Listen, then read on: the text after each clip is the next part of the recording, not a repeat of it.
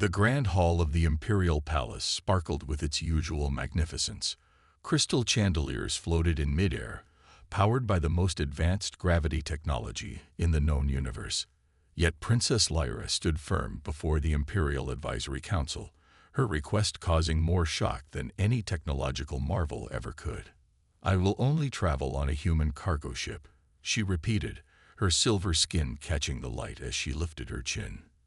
The princess's 4 eyes, a mark of royal breeding, blinked steadily at the assembled advisors. Head advisor Robert nearly dropped his data tablet. "Your Highness, this is most irregular. Human vessels are—" He paused, searching for a diplomatic word. "Primitive. Primitive." Lyra allowed herself a small smile. "Tell me, head advisor, how many Imperial ships survived the nebula storm of last year?" The council chamber fell silent. Everyone knew the answer. None. "And how many human ships made it through?" "3, Robert admitted reluctantly. "But that was mere luck." "3 out of 3 that attempted the crossing," Lyra corrected. "They call it skill, not luck. Their ships may lack our crystalline architecture and quantum drives, but they get the job done." Another advisor, Lady Maria, stepped forward. Her ceremonial robes rustled against the polished floor. "Your Highness, the diplomatic mission to the outer colonies is too important. We cannot risk." "I have received death threats," Lyra cut in. The chamber erupted in gasps and hurried whispers. "Yes, I've kept it quiet until now. Our enemies know our protocols, our ship designs, our security measures. But humans," she smiled again. "Humans are wonderfully unpredictable." Across the galaxy, Captain Jack Stone of the cargo ship Stellar Winds was having a much quieter day, until his communication screen lit up with an Imperial signal. He nearly choked on his coffee. "Open channel," he ordered, quickly wiping his mouth. The face that appeared on the screen made him glad he hadn't taken another sip. "Captain Stone." The Imperial official looked as uncomfortable as any alien could. "Your vessel has been selected for a special commission." Jack raised an eyebrow. His ship was reliable, sure, but it was no luxury liner. The Stellar Winds had started life as a mining vessel before he'd converted it for cargo runs. The hull was patched in places, and the paint had seen better days. "Selected by whom?" he asked carefully. "By Her Royal Highness, Princess Lyra herself." This time, Jack did choke on his coffee. "The princess wants to ride in my cargo ship." "Look, if this is some kind of joke." "I assure you it is not. Her Highness specifically requested, and I quote, the most experienced human captain who won't try to make their ship look pretty for me." Jack looked around his bridge. The control panels were a mix of standard and custom parts. There were actual physical buttons and switches alongside holographic displays. It wasn't pretty, but every modification had a purpose. "When?" he asked finally. "You will dock at Imperial Station 1 in 48 hours. The journey will take approximately 3 weeks, standard time. You will be compensated generously." After the call ended, Jack sat back in his worn captain's chair. First Officer Ann walked in, took one look at his face, and asked, "Bad news?" "Weird news," he corrected. "How do you feel about having a princess on board?" Ann stared at him. "You're joking." "Nope. Apparently, she specifically wants a human ship." "But we're not exactly." Ann gestured at their surroundings. "Pretty.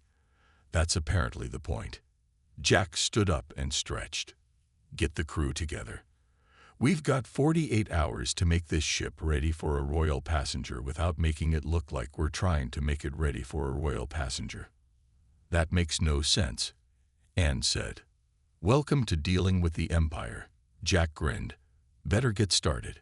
Something tells me this isn't going to be a normal cargo run." As he looked out the viewport at the stars beyond, Jack couldn't shake the feeling that the princess's choice of ship wasn't just about admiring human engineering.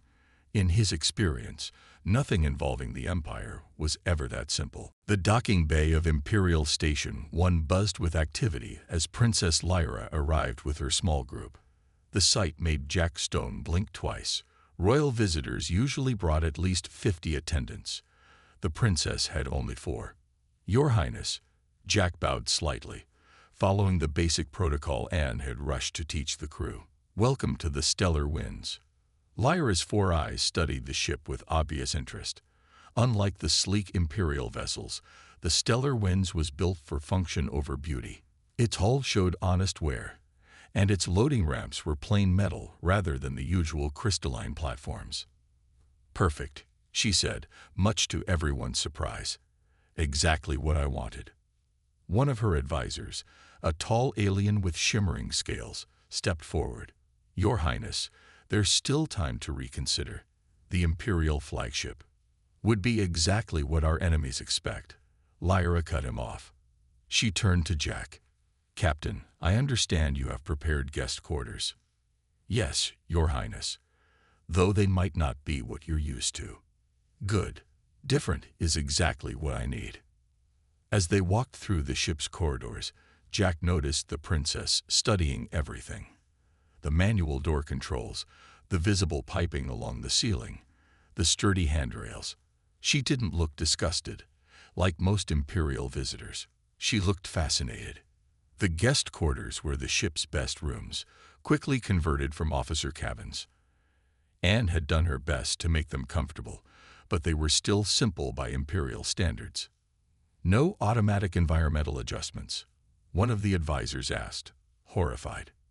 No, Jack replied, but the controls are simple.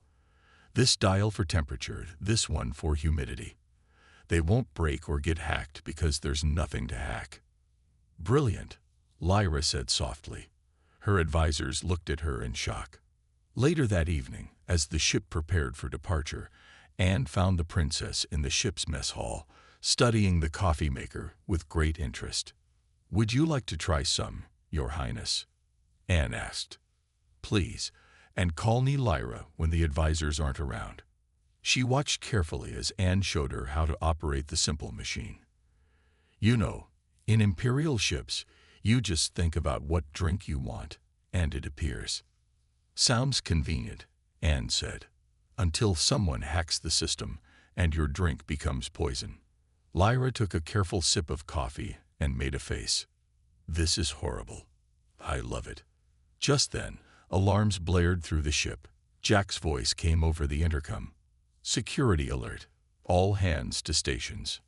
Anne reached for her communicator, but Lyra grabbed her arm. Wait. Look.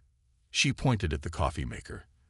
The simple LED light that usually glowed green was now flashing red.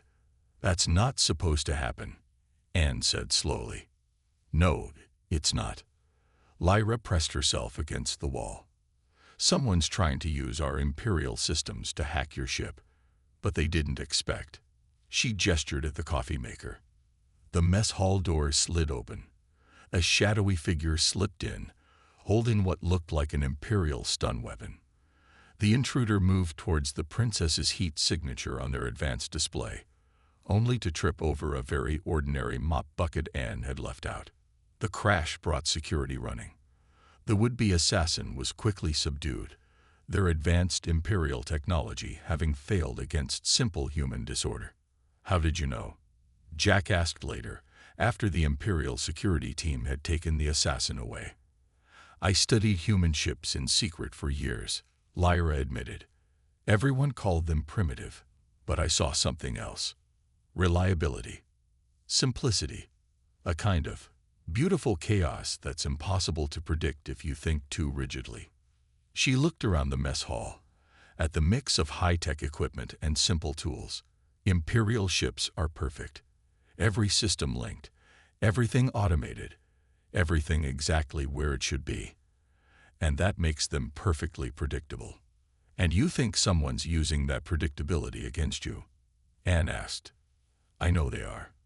Lyra picked up her coffee cup again. That's why I'm here. Sometimes the best defense isn't a fancy shield. It's a mop bucket in an unexpected place. Jack nodded thoughtfully. Well, Your Highness, if it's chaos you want, you've come to the right ship. We got 3 weeks of travel ahead. And something tells me that wasn't the last surprise we'll face. The princess smiled. I'm counting on it, Captain. I'm counting on it. 5 days into their journey, the stellar winds cruised through a quiet sector of space. Princess Lyra had settled into the ship's routine, much to her advisor's dismay. She could often be found in engineering, asking questions about the manual systems, or on the bridge, watching the crew work. Emergency signal detected. The ship's computer announced, its simple alert tone breaking the calm of the morning shift. Jack leaned forward in his captain's chair. Source: Imperial merchant vessel. They're dead in space, Captain, Anne reported from her station. Reading no engine output.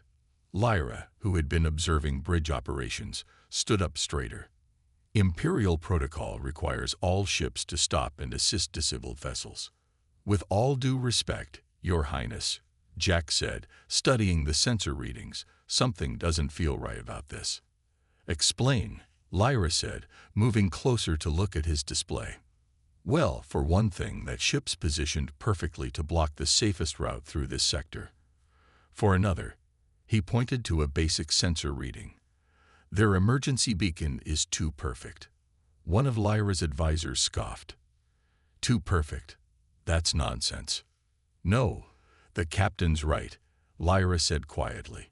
Look at the signal pattern. It's exactly to Imperial standards. No interference, no power fluctuations. Even with backup power, there should be some variance. Jack nodded. When things go wrong, they go wrong messy. This is too clean. He pressed a button on his chair. All hands, battle stations. This isn't a rescue, it's an ambush. The crew moved with practiced efficiency. Unlike Imperial ships, where battle stations meant coordinating complex automated systems, the stellar winds relied on human reflexes and instincts. Multiple ships dropping out of hyperspace. Anne called out. 3. No, 5 vessels. Imperial design, but no recognition codes. Pirates using stolen Imperial tech. Jack muttered. Your Highness, I suggest you. I'm staying on the bridge, Lyra said firmly. Show me how humans handle this kind of situation. Jack grinned. Tom, he called to his engineer over the comm. Remember that trick we used in the asteroid belt? The crazy one that nearly got us killed. Tom's voice crackled back. Sure do, Captain. Let's do it again. Anne, plot us a course straight at that disabled ship. Straight at it. One of Lyra's advisors gasped. That's suicide. But Lyra watched with fascination as the human crew worked. Unlike the rigid, protocol-driven Imperial crews, each person seemed to anticipate the other's actions without any formal command structure. The pirate ships moved to surround them, their formation perfect, too perfect. They were using standard Imperial tactical software, predictable to anyone who knew the patterns. Now, Jack ordered. The stellar winds suddenly cut all power. In space, momentum carried them forward, straight toward the disabled ship. The pirate vessels adjusted their formation exactly as Imperial protocol dictated. Tom, give me everything you've got. Opposite thrusters, on my mark. Jack watched the distance counter. 3, 2, 1. Mark. The ship's engines roared to life, but not the main drives. Instead, maneuvering thrusters fired in a pattern that no Imperial tactical computer would ever calculate. The stellar wind spun like a thrown rock, still moving forward but now rotating rapidly. The pirate ships, their computers trying to predict the human vessel's movement, couldn't adjust fast enough. 2 of them collided trying to avoid the spinning ship. Another overcompensated and drifted into the disabled vessel's path. Hands on controls, full power, Jack shouted. The crew grabbed their manual controls, actual physical steering mechanisms that Imperial ships had abandoned centuries ago. The stellar winds shot through a gap in the enemy formation that shouldn't have existed. They're turning to pursue, Anne reported calmly. Let them try, Jack said. Their fancy targeting computers can't predict what they don't understand. and they definitely don't understand this. He was right. The pirates' shots went wide, their targeting systems confused by the irregular movement patterns of the human ship. Within minutes, the stellar winds had left them far behind. When they were safely away, Lyra turned to Jack with all four eyes wide. That was insane, suggested her advisor, looking slightly ill. Wonderful, Lyra finished. Captain, I believe I owe your crew an apology. I thought I understood human unpredictability. I didn't realize it was an art form. Jack laughed. Trust me, Your Highness, we're just getting started. Something tells me those pirates weren't just random opportunists. Lyra's expression grew serious. No, they weren't. Which means we need to be ready for anything. Good thing you chose a human ship then, Anne said with a smile. Being ready for anything is what we do best. The escape from the pirates hadn't come without cost. Deep in the engine room of the Stellar Winds, Chief Engineer Tom stared at the damaged main drive, shaking his head. Their wild maneuvers had pushed the engines beyond their limits. Can't be fixed, declared the Imperial Technical Advisor, looking at his advanced diagnostic tool. The quantum matrix is completely misaligned. We need a space dock. Princess Lyra stood nearby, her silver skin reflecting the red warning lights. She had rushed to engineering as soon as she heard about the damage, much to her advisor's horror. How long to the nearest Imperial dock? She asked. 3 weeks at reduced speed, the advisor replied. If we make it at all. Tom laughed, making everyone turn to look at him.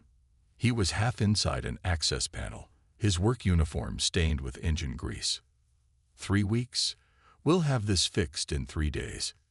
Impossible, the Imperial advisor scoffed.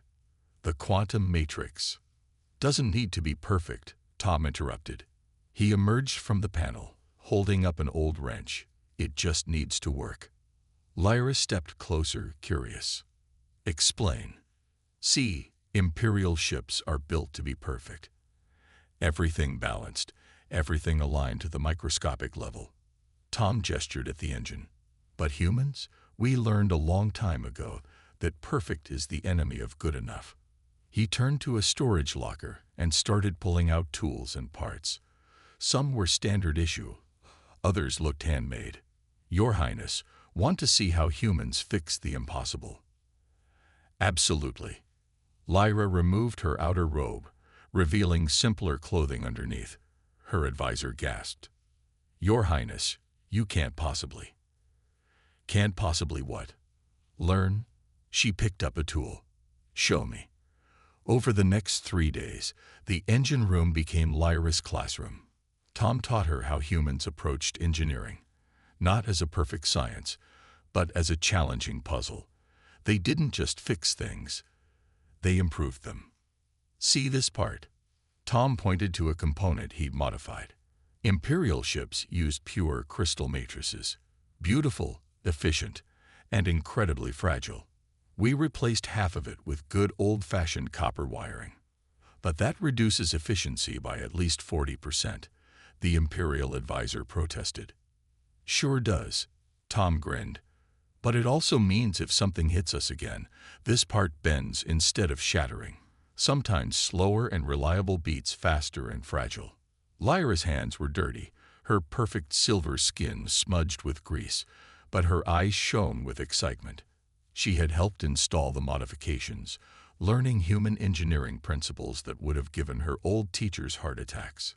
It's like art, she said, watching Tom make final adjustments. Imperial engineering is like a perfect symphony, every note exactly right. But this is like jazz. You improvise, adapt, make something new out of what you have. That's the best description of human engineering I've ever heard, Tom laughed. Ready to start her up.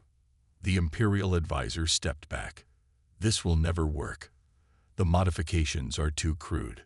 The power flow. The engine hummed to life, not with the crystal-clear tone of an Imperial drive, but with a deeper, rougher sound. Tom checked the readings and smiled. 80% of original power output, he announced. More than enough to get us where we're going. And bonus. He patted the engine housing. She's tougher now. Next time someone takes a shot at us, they'll be in for a surprise. Fascinating, Lyra said, studying the readings. You sacrificed perfect efficiency for adaptability. That goes against everything Imperial engineering teaches. Sometimes the best solution isn't the prettiest one. Tom said, Want to know a secret? Half the modifications we made, they're not in any manual. Human engineers, we share tips and tricks, things we learned the hard way. Every ship's a little different because every crew solves problems their own way. Lyra was quiet for a moment, thinking. That's why my enemies can't predict this ship. It's not just the technology that's different. It's the whole way of thinking. Exactly, Tom nodded. Imperial ships are like perfect clones. Beautiful, but predictable. Human ships. We're all different, all a little weird, all carrying the marks of every problem we've solved and every storm we've weathered. Thank you, Lyra said suddenly. Not just for fixing the engine, but for showing me there's more than one way to be right. Above them, the engine continued its rough but steady hum, carrying them forward into whatever challenges lay ahead. It wasn't perfect, but as humans had learned long ago, perfect wasn't always what you needed to survive. The Imperial capital's grand spaceport had never seen anything quite like the arrival of the stellar winds. The human cargo ship, bearing scorch marks and proud battle damage, looked completely out of place among the gleaming Imperial vessels. As Princess Lyra stepped onto the landing platform, the waiting crowd of nobles fell silent. She wasn't wearing traditional royal robes. Instead, she wore a modified human ship uniform, with the Stellar Winds patch on one shoulder and grease stains still visible on the sleeves. Your Highness, the Imperial Chancellor stepped forward. We received your transmission about Lord Marcus's treason, but surely. The evidence has already been transmitted to all members of the High Council, Lyra interrupted, her 4 eyes scanning the crowd, including proof of his attack on an official diplomatic vessel. Captain Jack and his crew stood behind her, trying not to fidget under the stares of the Imperial elite. Tom had attempted to clean the engine grease from his hands, with limited success. This is unprecedented, the Chancellor protested. To take the word of humans over a noble of the Empire. Look up, Lyra commanded. Everyone raised their eyes to the sky. Through the capital's clear dome, they could see Lord Marcus's remaining ships limping into orbit, proud Imperial cruisers now bearing the scars of their defeat. 15 Imperial heavy cruisers, Lyra's voice carried across the now silent platform. The finest ships in the fleet, with the most advanced technology we possess. They were defeated by one human cargo vessel using mining explosives and modified engines. She walked along the line of nobles, making eye contact with each one. We call humans primitive. We laugh at their patchwork ships and manual controls. But in 3 weeks, I've learned more about true innovation from this crew than I learned in years of Imperial education. Anne stepped forward, holding a data tablet. Not an Imperial crystal display, but a simple screen showing the battle records. The full sensor logs, Your Highness. Thank you. Lyra took the tablet and held it up.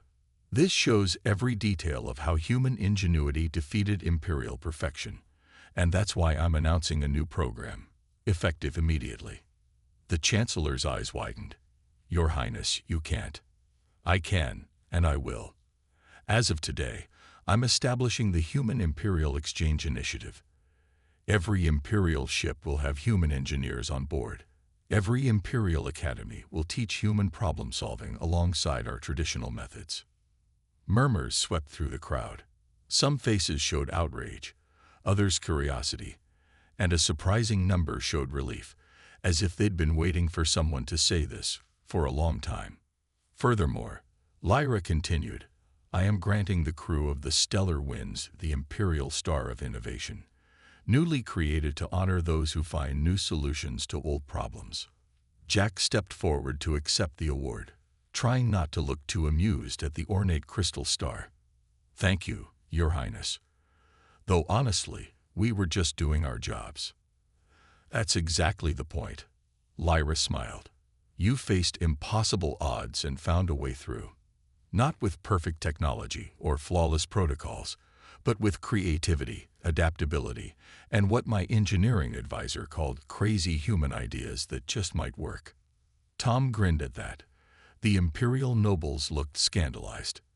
The Empire has stood for 10,000 years, Lyra said, her voice softening.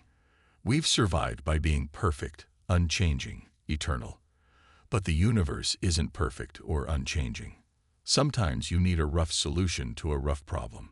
Sometimes the best way forward isn't the most elegant one. She turned to the Stellar Winds crew. You've taught me that strength doesn't come from perfection. It comes from being willing to learn, to adapt, to try new things, even if they seem primitive at first. What now? Anne asked quietly. Lyra smiled. Now we change the Empire, one crazy human idea at a time. She faced the crowd again. The first joint human Imperial engineering team will begin work tomorrow. Their first task? Redesigning our ships to include manual backup controls. The Chancellor looked faint, but nodded. After what they'd seen today, no one could argue with the results. As the crowd dispersed, Jack turned to his crew. Well, looks like we've started quite a change. That's what humans do best, Tom said, finally giving up on cleaning his hands. We make things interesting. Looking at her gleaming capital city with new eyes, Lyra couldn't help but agree. The Empire would never be the same, and that was exactly what it needed. The age of perfect, unchanging Imperial technology was over. The age of human innovation, of crazy ideas and impossible solutions, was just beginning. The Stellar Winds was just 2 days from its destination when the attack began. Not 1 or 2 ships this time, but an entire fleet of stolen Imperial vessels emerged from hyperspace, surrounding them in a perfect attack formation. 15 ships, Anne reported from her station. All Imperial heavy cruisers. She paused. Captain, we're being hailed. On the main screen, a face appeared that made Princess Lyra gasp. Uncle Marcus. The Imperial noble's face showed no emotion. Lyra, my dear niece, did you really think exposing one small traitor would stop us? The Empire cannot be allowed to fall to human corruption. Jack studied the tactical display. They were surrounded, outgunned, and outnumbered. By any logical calculation, they had no chance. Lucky for them, humans rarely relied on logic alone. Tom, Jack called to engineering, remember that mining explosive we've been carrying in Cargo Bay 3. The highly unstable stuff no one else would transport. Sure do, Captain. Good, and we're still near the Miller debris field. Right. There was a pause as Tom caught on to the captain's thinking. Oh, that's crazy. I love it.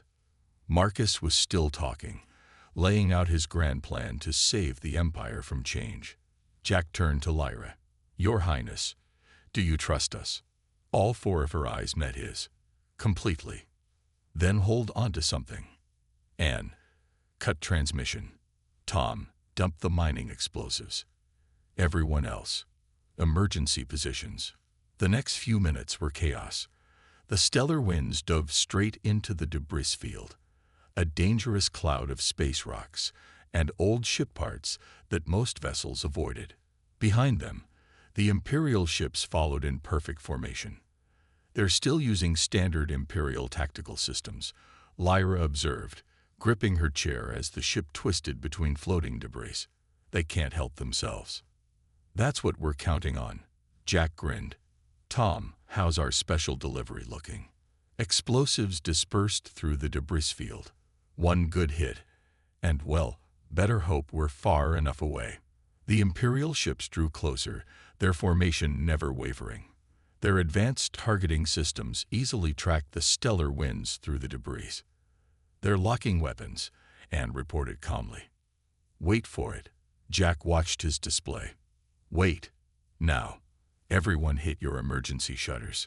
Special shields slammed down over every window and viewport. Not the energy shields Imperial ships used, but solid metal plates. At the same second, Tom triggered the explosives. The blast wave caught the Imperial ships perfectly. Their formations, so precise and unchanging, meant they were all within the explosion radius. Their energy shields, designed to stop weapons, did nothing against the wave of debris that followed. When the emergency shutters lifted, the scene was chaos. Several Imperial ships had collided, their perfect formation becoming their weakness. Others were spinning out of control, their delicate systems overloaded. But Uncle Marcus's flagship was still coming. "One more trick," Jack announced. "Lyra, remember what Tom taught you about human engineering? Sometimes crude is better than perfect," she nodded. "Exactly. Tom, give them a taste of that engine modification you made." The engines roared, not with the smooth power of Imperial drives, but with raw, unstable energy. The modifications they'd made after the pirate attack weren't just repairs, they were improvements. The stellar winds shot forward, its engine signature so chaotic that Imperial targeting computers couldn't get a lock. They passed so close to Marcus's flagship that they could see the shock on the bridge crew's faces. "Now, Tom." The engineer vented plasma from their modified engines directly into the flagship's path. The superheated gas wasn't dangerous on its own, but it completely confused the Imperial ship's sensitive sensors. By the time Marcus's crew could see again, the stellar winds was gone, jumping to hyperspace with a flash of light. Lyra looked at the tactical display showing the scattered, damaged Imperial fleet behind them. "That was impossible," Jack suggested. "Beautiful," she corrected. "You turned their strengths into weaknesses.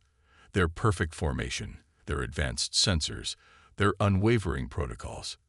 You used it all against them." "That's the human way," Anne said. "Why fight strength with strength when you can use creativity instead?" "We're not done yet," Jack reminded them. "We still have to reach the Imperial capital. Your uncle won't give up easily." Lyra nodded, her expression determined. "No, but now we have proof of his treason.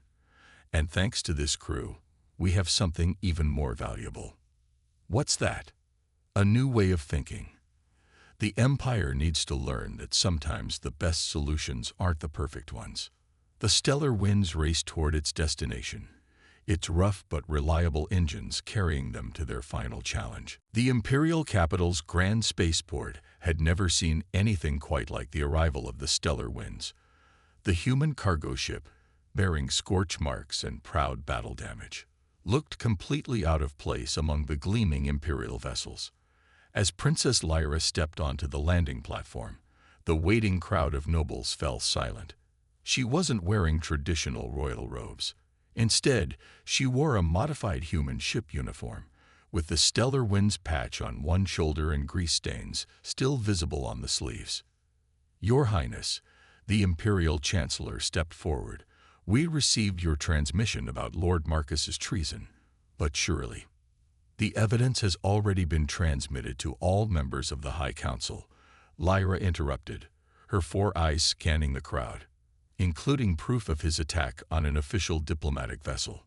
Captain Jack and his crew stood behind her, trying not to fidget under the stares of the Imperial elite. Tom had attempted to clean the engine grease from his hands, with limited success. "This is unprecedented," the Chancellor protested. "To take the word of humans over a noble of the Empire." "Look up," Lyra commanded. Everyone raised their eyes to the sky. Through the capital's clear dome, they could see Lord Marcus's remaining ships limping into orbit, proud Imperial cruisers now bearing the scars of their defeat. 15 Imperial heavy cruisers, Lyra's voice carried across the now silent platform. "The finest ships in the fleet, with the most advanced technology we possess. They were defeated by one human cargo vessel using mining explosives and modified engines." She walked along the line of nobles, making eye contact with each one. "We call humans primitive. We laugh at their patchwork ships and manual controls. But in 3 weeks, I've learned more about true innovation from this crew than I learned in years of Imperial education. Anne stepped forward, holding a data tablet. Not an imperial crystal display, but a simple screen showing the battle records. The full sensor logs, Your Highness. Thank you. Lyra took the tablet and held it up. This shows every detail of how human ingenuity defeated imperial perfection. And that's why I'm announcing a new program, effective immediately. The Chancellor's eyes widened. Your Highness, you can't. I can, and I will. As of today, I'm establishing the Human Imperial Exchange Initiative. Every Imperial ship will have human engineers on board. Every Imperial Academy will teach human problem-solving alongside our traditional methods. Murmurs swept through the crowd. Some faces showed outrage, others curiosity, and a surprising number showed relief, as if they'd been waiting for someone to say this for a long time. Furthermore, Lyra continued, I am granting the crew of the Stellar Winds the Imperial Star of Innovation, newly created to honor those who find new solutions to old problems. Jack stepped forward to accept the award, trying not to look too amused at the ornate crystal star. Thank you, Your Highness. Though honestly, we were just doing our jobs. That's exactly the point. Lyra smiled. You faced impossible odds and found a way through. Not with perfect technology or flawless protocols, but with creativity, adaptability, and what my engineering advisor called crazy human ideas that just might work. Tom grinned at that. The imperial nobles looked scandalized. The Empire has stood for 10,000 years, Lyra said, her voice softening. We've survived by being perfect, unchanging, eternal. But the universe isn't perfect or unchanging. Sometimes you need a rough solution to a rough problem. Sometimes the best way forward isn't the most elegant one. She turned to the Stellar Winds crew. You've taught me that strength doesn't come from perfection. It comes from being willing to learn, to adapt, to try new things, even if they seem primitive at first. What now? Anne asked quietly. Lyra smiled. Now we change the Empire, one crazy human idea at a time. She faced the crowd again. The first joint human Imperial engineering team will begin work tomorrow. Their first task? Redesigning our ships to include manual backup controls. The Chancellor looked faint, but nodded.